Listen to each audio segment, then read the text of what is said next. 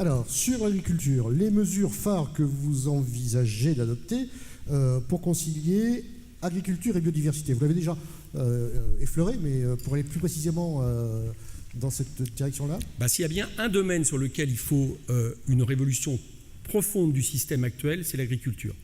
Bon, en gros, on le connaît, ça veut dire que tout ce qui est monoculture, tout ce qui est agrobusiness est favorisé notamment par la PAC. Vous savez que 80% des aides de la PAC vont sur 20% des exploitations françaises. Voilà la réalité. Que la question de l'agriculture est une question non seulement de santé pour les consommateurs, mais de santé en premier lieu pour les agriculteurs, qui non seulement sont les premiers à mourir des pesticides, mais sont aussi ceux qui se suicident le plus aujourd'hui, puisqu'on estime environ au suicide d'un agriculteur tous les 2 jours, plus le fait de vivre avec, pour la grande majorité d'entre eux,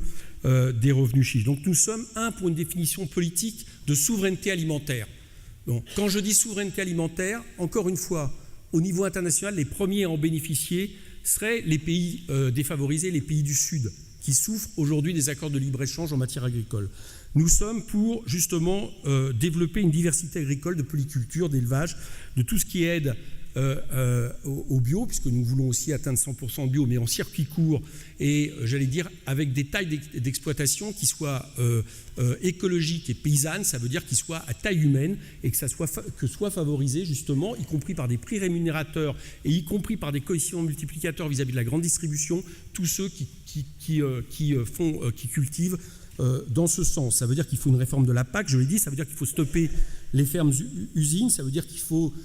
développer et favoriser, y compris en termes fiscaux et y compris en termes d'aide, tout ce qui est permaculture et tout ce qui justement favorise des réseaux qui permettent de faire face à la monoculture. Nous sommes par exemple aussi pour développer les arbres fruitiers dans l'espace public et nous sommes évidemment pour supprimer tous les pesticides dangereux dès maintenant